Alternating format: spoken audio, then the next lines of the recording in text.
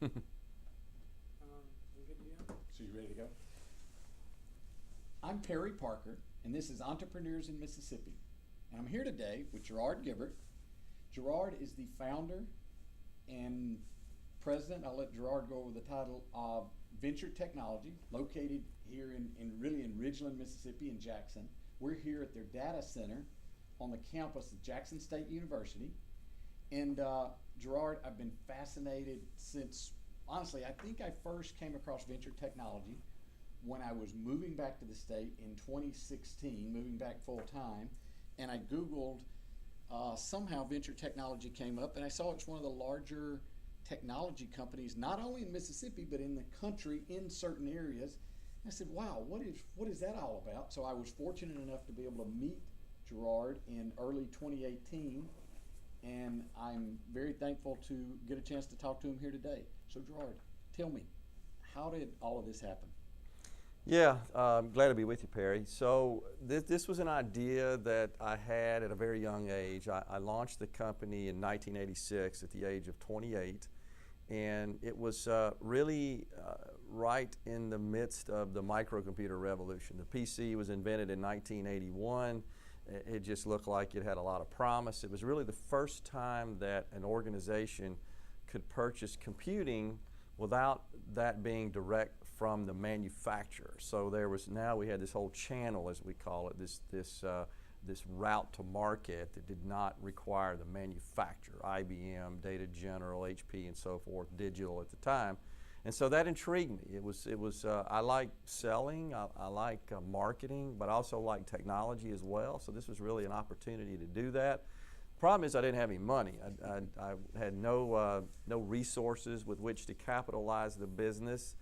And after about 16 months of trying to tell my story and persuade financial institutions to jump on board and work with us to provide financing, I had determined through a business plan that I needed about $189,000 to capitalize the business. And at that time, financial institutions were coming right off the throes of the S&L crisis. They really weren't loaning money for any reason whatsoever. Local banks didn't see the coming revolution in technology, I'm assuming. Not whatsoever. In fact, I had one of those institutions tell me that people had all the computers they were ever going to need in 1986, and I had several just basically say that they didn't think there was any market opportunity for what we were doing. But the most important thing is I didn't have any collateral. And I didn't understand at that point that banks don't loan money on air. They don't loan money to startups. They loan money on assets. I had no assets. And so I was about to throw in the towel, and then one night my sweet wife came to me and said that she had been keeping her parents, my in-laws, from Biloxi abreast of what was going on. They were of very modest means, but they did invest in some property, some land down north of Biloxi right after they got married, some 40 years before this point. And Is that going to be? yeah, I'll let you know. Okay. Perfect. So my wife came to me and said, look, I've been keeping my parents abreast of what's going on here, and they have 19 acres of land on I-10 in Biloxi. Would that help? And I, of course, foolishly said, of course that would help. And amazingly, All of a sudden the stakes were higher. I went back to the bank with that deed in hand and put that on the conference table and said, would that work? And their eyes got very large and said, of course that would work. And so we were able to secure that loan with that deed, and off to the races we went, and we got the business open in May of 1986. It was a 7-year term loan, paid that off in 5, kept my pay the same, and every extra dime of of cash flow we got, Sure. we paid down on that principal. Happy day 5 years later when I returned that deed to my in-laws. That is a great story, as all good businesses starting are.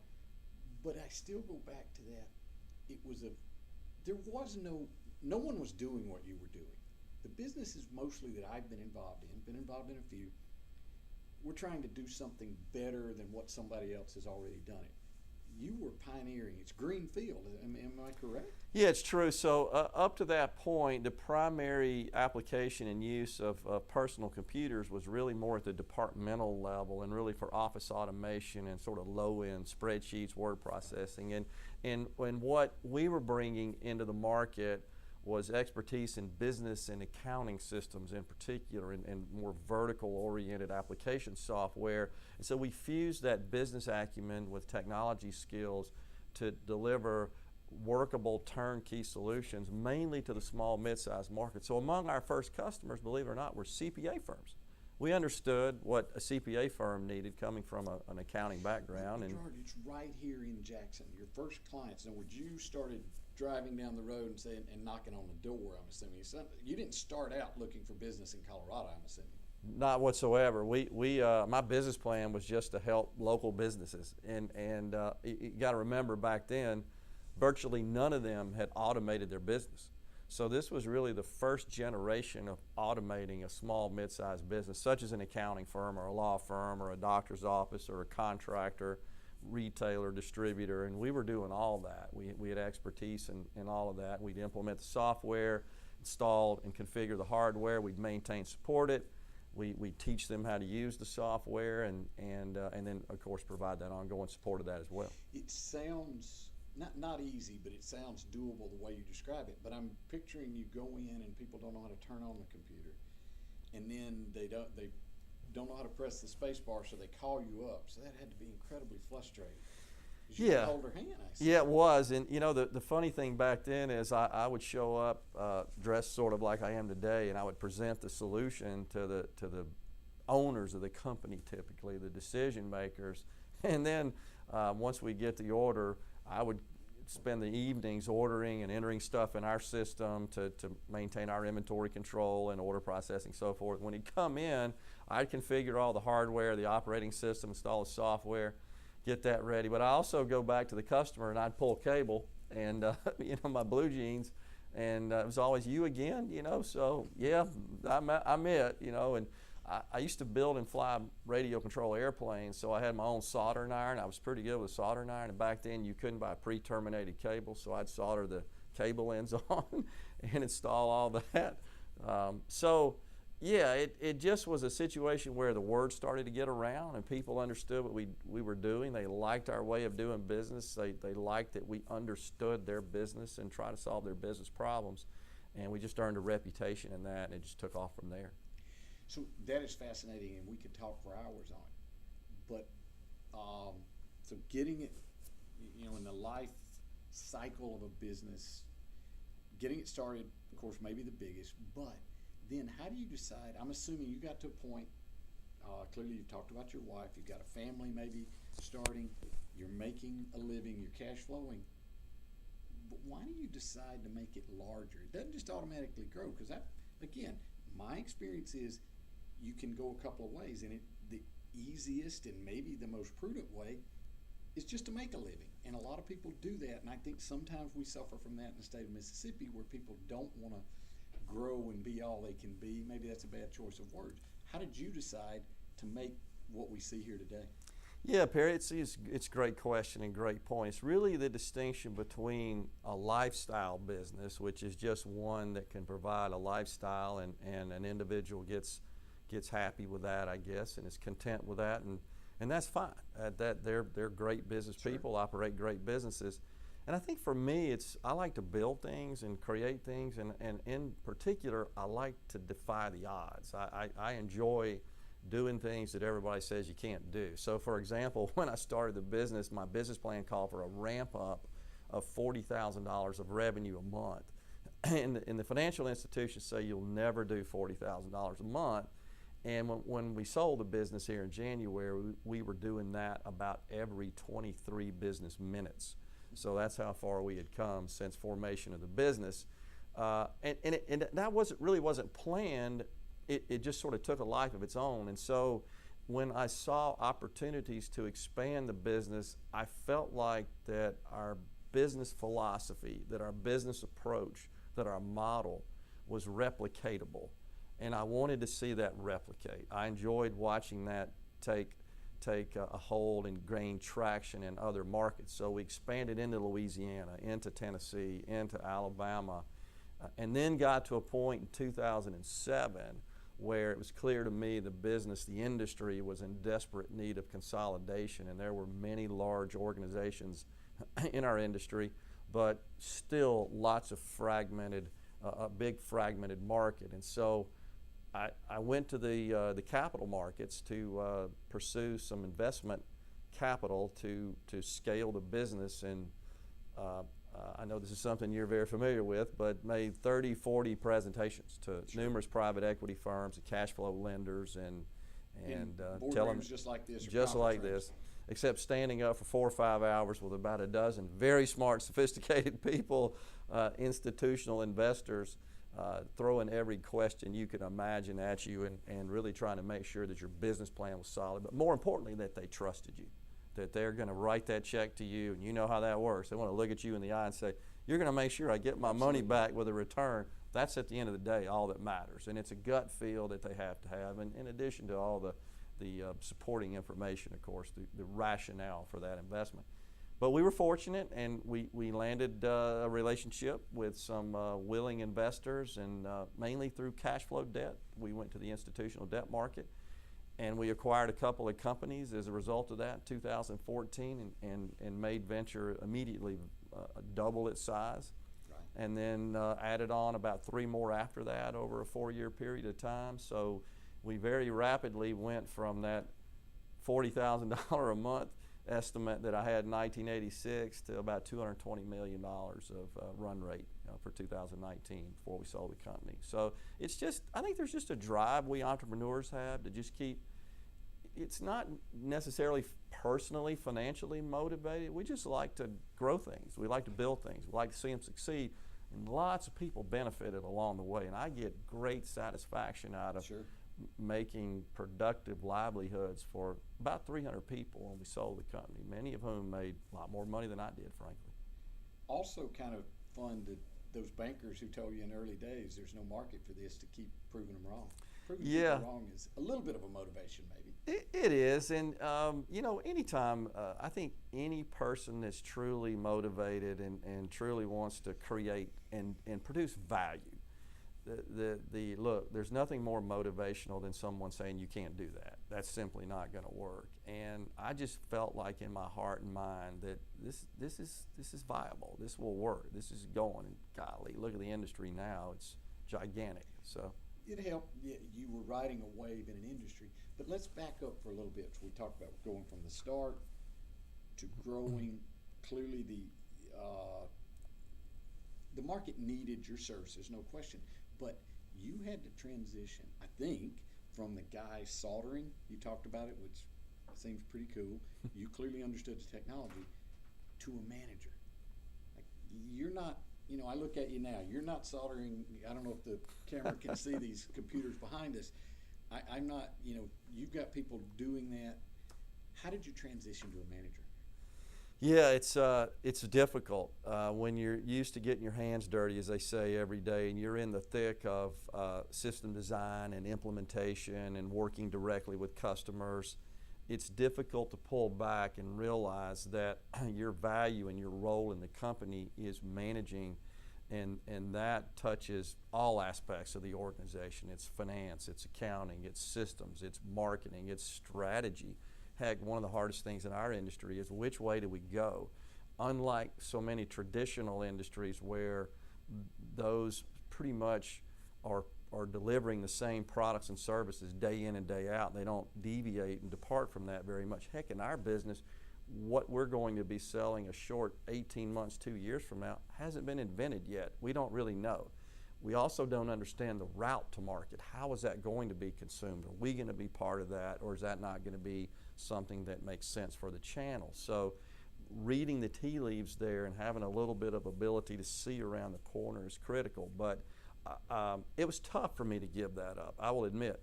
What made it easy was the ability to identify and bring on board to be part of our team people that shared my vision and my business philosophy and our values. And once I got comfortable that we had a really good team to do that, and that I could sort of turn over those reins to them, I backed out. And as time went on, I backed out of that even more, so that I was more managing information and performance data rather than I was managing the day-to-day operational aspects of the business. So very blessed to have a fantastic team, and our formula for success, very simple, that's related to that. It's key, it's critical. I get asked this by the investment community, very smart people, many of whom are from the Ivy League schools, and I kid them, I don't have to go to Harvard to understand this, but it's this: we treat people right, they treat our customers right, that treats the company right. That's it. That's the formula. It doesn't take a genius to figure that out. I don't have to go to school for 6 years to understand that. That's just innate human interaction. Simple formula in any business. Any business. Have you, I'm going to push on you a little bit though. This is a complex business. You got to have smart people. You got to have people who can learn. I'm sure you have people from all over here, but talk about, won't go into numbers, but people from Mississippi, like sometimes Mississippi gets beat on about how do you recruit, and do you recruit from Mississippi? Yeah, we do. We recruit from inside Mississippi, and we recruited and brought people from outside Mississippi, certainly to our locations here. And that it's not a fertile ground of people, as you can imagine, that do what we do, that have those skills. But we developed a lot of them, so we understood that they come with a certain aptitude, but a burning desire to learn and be part of a team and be part of our business and succeed with us. And so we were not squeamish about investing in their development. Lots of training, lots of certification, lots of time off to go learn new technologies or new processes. Because as much as we love Ole Miss, Mississippi State, Southern Miss, near and dear to my heart, they're not training your employees. You've got to train them. Really, they're just giving the basic skills, I'm thinking. You got to spend a lot of money on this. That's absolutely true. In fact, on any given year, we're spending $250,000 on training and certification. And at the time we sold the company, we had about 380 distinct industry certifications. And just as an individual may want to make sure that someone doing legal work for them has passed the bar, or a CPA is passed the CPA exam, a physician is a licensed physician. In the IT industry, they want to make sure that you possess those credentials, those industry or manufacturers' technology credentials. We had about 380 distinct credentials. And of course, as we're investing in those people to earn those credentials, which are all done through rigorous testing, sometimes it's lab testing, classroom testing, combination of the two, they become more valuable. And sure, so we have to make sure we take care of them so they don't seek employment elsewhere, because our competitors want to go pick those off as well. It's a virtuous circle for the state and for the area, as you talk about the Tri-County area, because those people go out, they're valuable employees at other firms. That might hurt venture because you just trained them and the guy went next door, which I'm sure happens sometimes. Always a risk. But it's good for the economy. It absolutely is good for the economy. And again, we've been blessed in that because we treated those people right and always made sure we were competitive from a compensatory perspective and just working environment perspective, which is very important to most employees. We were able to maintain those people. So we had an average tenure that far exceeded the average of the industry, about 9.5 years. And that's just critical and key, because when a resource like that walks out the door, it's very difficult, very expensive to replace. As I've gone across the state trying to speak to entrepreneurs, I was with a construction company owner in Hattiesburg 2 weeks ago. He's starting his own training program. The point is, it's going to other industries. Even in agriculture, which is I'm closer to, you got to spend time and money training, because your business, technology, is invading agriculture. And it's only going to make our state and country better. We could go on about that. But again, I keep backing up because I think the early stages of venture, I just would sit here all day and hear stories. Something Gerard and I spoke about off camera a minute ago, Y2K. I remember being on Wall Street. We didn't know what was going to happen, and I was at Deutsche Bank at the time and running a business in New York, kind of running Deutsche Bank New York trading, and we were paying consultants, and they had no idea. So anyway, tell me, I'm assuming you had some of those stories about Y2K, and you you were helping people get through this? Yeah, we do, and we were helping numerous companies across our footprint with remediation. I remember one project in particular for Mississippi was with one of the largest financial institutions inside the state, and we literally had to touch every device in every branch to remediate it. And we worked with their team in designing a remediation process, very, very deep technical process. And then we assembled a team, a combined team, our staff, their staff, and we worked together to remedy their entire environment at the branch level. We didn't so much touch the central computing, but the branch level. Well, if we hadn't done that, fact is those branches could not operate once the clock changed. But one story in particular, Perry, that you may find of interest is one I have firsthand experience with, and it's the New Jersey Department of Corrections.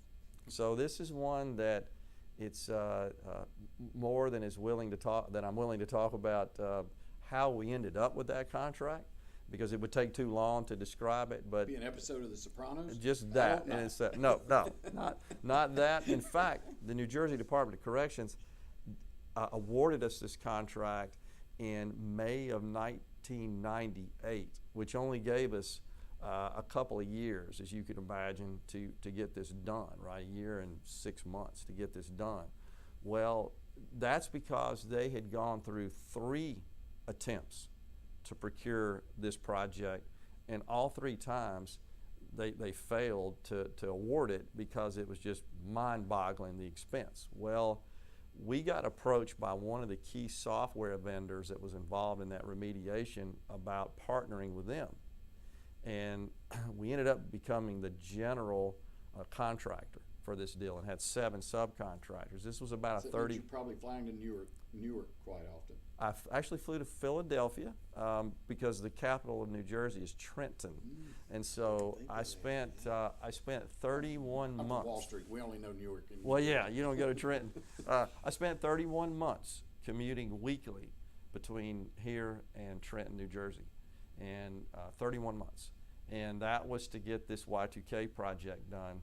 So you can imagine that in a correctional environment, system failure meant total lockdown of their 16 institutions with about 40,000 incarcerated and 45,000 on parole. Total lockdown.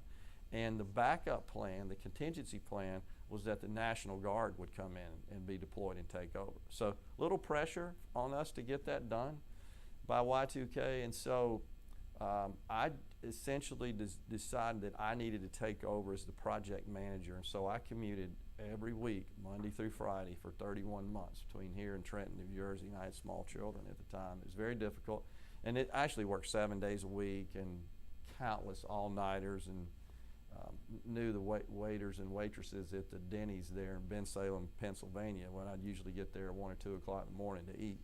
So I may be focusing too much on that, and I apologize if I am, but I know we were coming up to December 31st, and we're all like, what is going to happen? You know, I was waiting for markets to move, and volatility had gone up, and the market actually sold off a few days before, and pretty much all the risk markets sold off.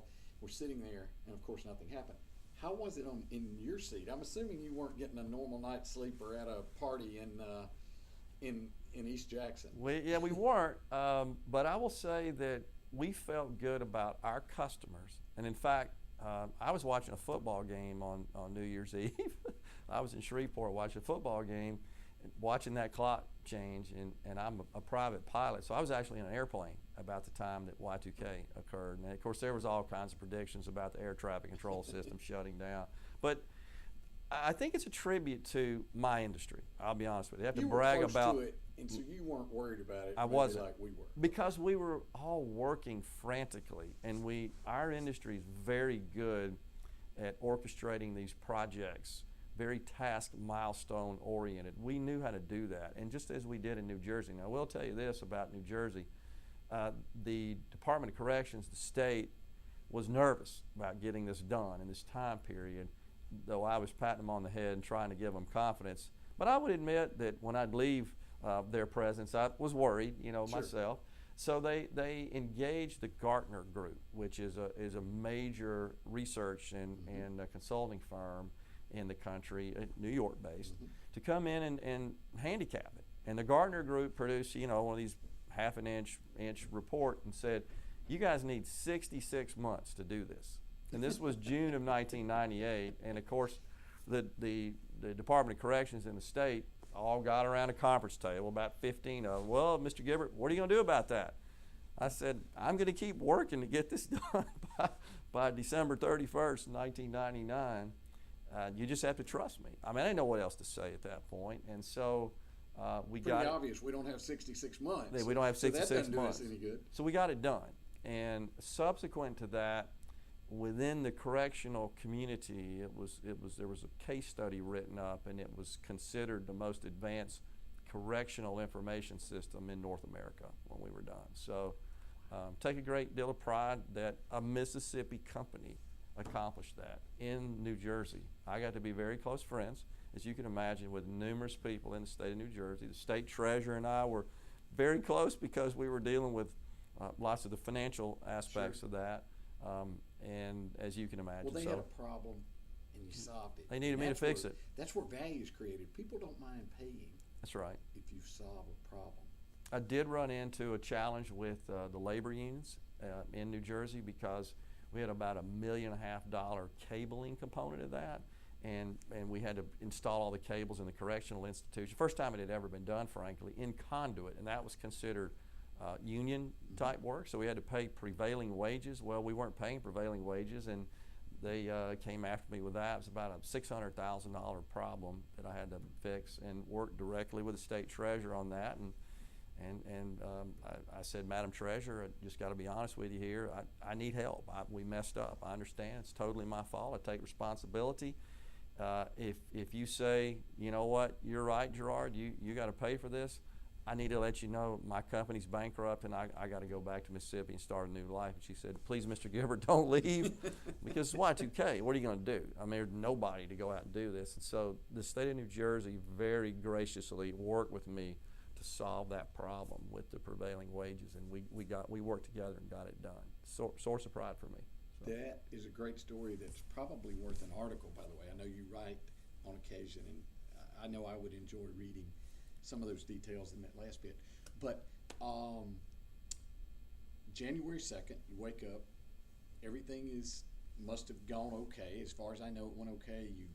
Clients are good, and you probably had some revenue going forward. But I'm assuming it was a big part of your business. What do you do January 2nd of 2000 to keep the growth going? Because the company's got to change, right? Yeah, prior to Y2K, the IT business was very lucrative and fairly easy in that customers would make decisions to invest in technology to solve ahead of schedule often because they had to solve this Y2K problem. So we knew that a lot of that business had been pulled forward. And it was a concern once the clock ticked and changed that where's that business going to come from? And I'm interrupting you, but I know in the business I was involved in at Deutsche Bank Trading, we pulled spend forward. And so on January 2nd, we were like, well, we're not spending anything because it killed our P&L for the last 3 quarters. Exactly what happened. So we're done. And if you would have called on January 3rd, we'd be like, yeah, I'm not answering the phone. It's exactly what happened. And so we then at that point got together as a team and said we got to find something to start producing some reliable recurring revenue. And in our industry, that's like the holy grail is what we call MRR, monthly recurring revenue. And as you know from being in the investment business, any industry that has some component of its revenue that is guaranteed recurring is way more valuable than an industry that doesn't. It's the reason that Apple has transitioned more to services and away so much from multiples just higher. It's just multiples are higher. There's no question about it. It's reliable, and what investors like is reliability. They want to see positive trends, and I've never had any experience with that kind, but I've read about it. So we didn't do it because of that. We did it, frankly, to protect what we had built and to ensure the business was sustainable. So we got around the table as a management team and said, okay, what do we do? And we had this idea of let's go into the data center business. that is a way we could produce recurring revenue. And so we started out with a very small facility, made a little investment over in Ridgeland by our main office over there. And we had about 4 racks and did a little web hosting and co-location. That was about it. And it didn't produce a lot of, it wasn't covering our expenses. And then we had the opportunity to move in where we are here today in the Jackson State University East Center, this 12,000 square foot. That occurred Beautiful facility, by the way. Thank you. And that occurred in 2001. And so we launched that, and we've been here ever since. We've produced about 150,000 hours of continuous service. We can account for about 5 hours of total downtime over that 19-year period of time, something we take great pride in. So in our industry, that's just shy of the coveted 5 nines reliability. That's 99.999% service delivery. We're 99.9997. So we're very, very close to that. And something, again, we like to poke our chest out about, that we've done that here from the state of Mississippi. Now, understand, this was way before the concept or even the term cloud had been invented. It wasn't mainstream. We weren't thinking about that. And connectivity wasn't ubiquitous and affordable the way it is today. And certainly virtualization technologies and all the other nice stuff we are accustomed to today that's more built for cloud consumption didn't exist, but we had faith that that was trending in that direction, and it served us pretty well. So when we sold the company, we had about 55,000 subscribers to various services, and that produced, it accounted for about 20%, a little bit less than 20% of our total revenue, but it accounted for about 60% of our EBITDA. So that's the value of that recurring revenue. I know there's a lot, way oversimplifying, but some of that was born out of 1999. No question. Y2K, and that's a great story. But I think it also takes a long time to build that. You didn't do this overnight. We didn't, and many times we scratched our heads and said, uh-oh, maybe we made a bad decision here, but we stuck with it, and it seems like every time we thought that it just looked like we needed to exit, something would happen and land in our lap, and something we'd been working on, and we just get another breath of air there, and we'd keep going. So one thing that's pretty cool about this facility is a contract that we landed about 10 years ago with Dish Networks. That's the folks that provide satellite television service, and it's actually the engineering subsidiary. And I got a call randomly one day out of the blue from the head of that engineering group that said that he had been investigating data centers in the region, that they needed one to house equipment to provide certain services. And anyhow, we happen to be within the range of latitude and longitude. You wouldn't think about that they needed to supply this service. And so about 6 months of working back and forth, we landed a contract, and they ended up with 35 racks of equipment in this data center. We built a concrete pad just west of us here on the property, about 25 feet deep, that supported a 30-meter dish. That's about 110 feet dish radius, diameter dish. Sure. And so that was really something we're very proud of. So we, for several years, have been providing that service to Dish Networks. So when you build it, you never know where it will go, and that's a great story. Now, Gerard and I haven't spent a lot of time together. As I mentioned, I met Gerard in early 2018. Since that time, I followed Gerard on social media, and so I know he has an active Facebook presence. And part of what I see there is that you're involved in baseball. You're a baseball coach.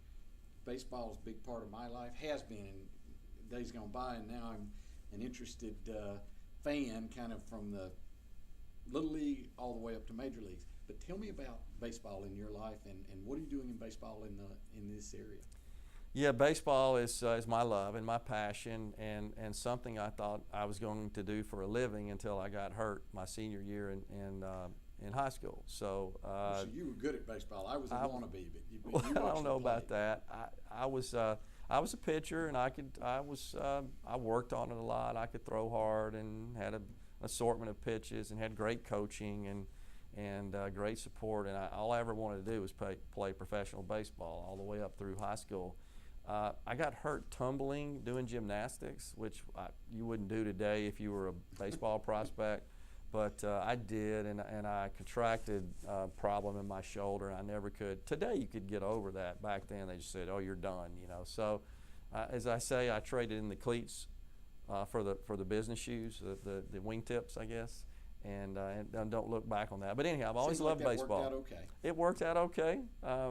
I certainly would have enjoyed a career playing professional baseball, though I'm certainly not naive about just how perfectly the stars have to align for that to occur. But I would have liked to have had a shot. But when I was blessed with a son who's now 27, I couldn't have been more excited about getting him involved with baseball. I think it's all of we dads do. If we have a passion for something, we want to transfer that to our offspring, and did. And he played baseball, played at a college level. He played college baseball out in Texas. He's now a full-time hitting instructor and coach. Wow.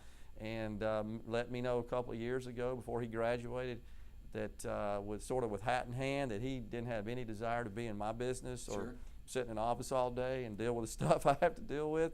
And of course I said to him, you got to do what makes you happy. That I'm happy, all we parents are, as you know, Perry, when our children are happy, well, no matter what that is. So that's his passion. But I've started coaching his group and traveled around, great group of kids and parents. All my kids played college baseball. A couple of them got drafted from Nick's group. Proud of that. Still keep in touch with them. Love them all. And several years ago, I got called out of retirement by one of the local baseball academies, Performance Sports, and so decided to give it a whirl and went back into coaching, and then did that 3 years, and then retired again 3 years ago, and got called again and said, we really need you to come back. And I said, I just don't know if I have time now, and so I did, and this is the second year now that I've come out of retirement for the second time in coaching, and have 14-year-olds this year.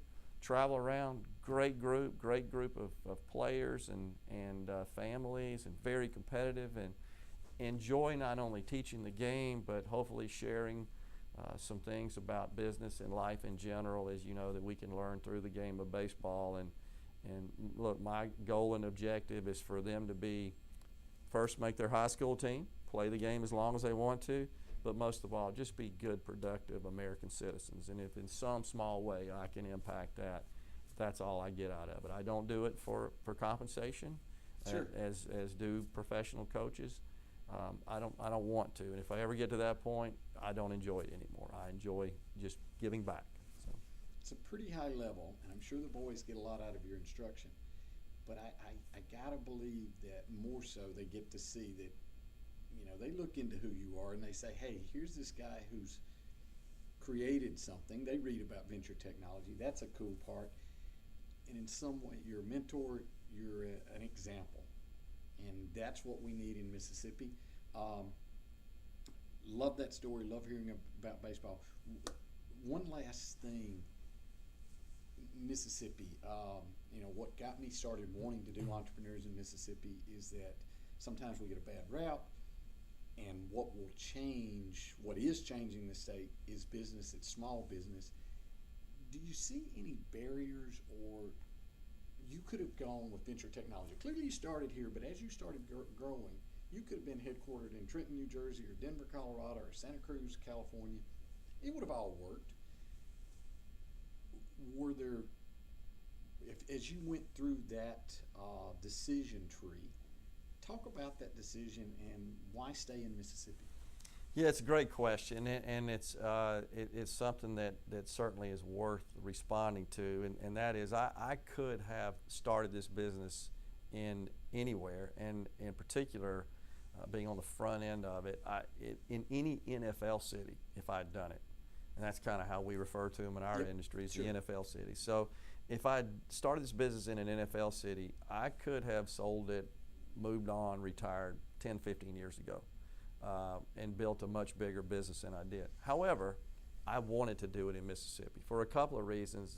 Is that I wanted to do something and create something of value in the state, because I really do believe what we were doing through all those years, the community and certainly the business community, but the economy was benefiting. That's what we entrepreneurs want. We want to know that we're providing value, that the market is adopting it and blessing it and accepting it. And we get rewarded in return for that. That's just capitalism 101. Second thing is, I wanted to live in my home. This is where I was born and raised, and I wanted to raise my family here. This is a great place to do so. I think it's a well-kept secret in that respect. All too often, outside of the borders of Mississippi, the perception is not as positive as it should be. I think the lifestyle here is second to none. No doubt. But we don't tell that story enough, I think. And so I have enjoyed traveling across the country, whether it's raising money or buying companies or dealing with customers that are outside of Mississippi. I have enjoyed telling that story and making sure they understand we're not what the stereotype is that you think of us as. People don't think of Mississippi as being a technology hotbed, for sure, but when you look at this data center here, which was one of the first true commercial data centers, certainly in the state, but in the country for what we were doing, we were pioneers in that respect, and that's something we take great pride of. That occurred in Mississippi most of all. So this is a great place to live and work and raise a family. I think the barriers we have are just misperceptions about our state. And if we get out and tell that story and defy that and show who we really are and show the positive sides and not let the media run with the negative narrative, I think we can overcome that. And I intend to stay here and to continue to promote and build Mississippi. Great. I could not agree more. Thank you so much. We're going to, Gerard's got a lot going on still with venture technology, and he's got to get on with his day, but we appreciate so much that he was able to spend a little time with us, tell us a little about the story of venture technologies grown right here in the state of Mississippi, an amazing story, and I wish you would look into venture and its growth. You know, if you Google it online, there's some great stories about what venture has done, and also there are a lot of other businesses across our state. Small business is growing Mississippi. By the way, it is Small Business Week. We're here on, I think it's May 7th. This is Small Business Week. To me, every week is Small Business Week, so I was a little bit surprised to hear that there is such a thing as Small Business Week. But anyway, thank you so much to Gerard. This has been Entrepreneurs in Mississippi, and thanks for joining us.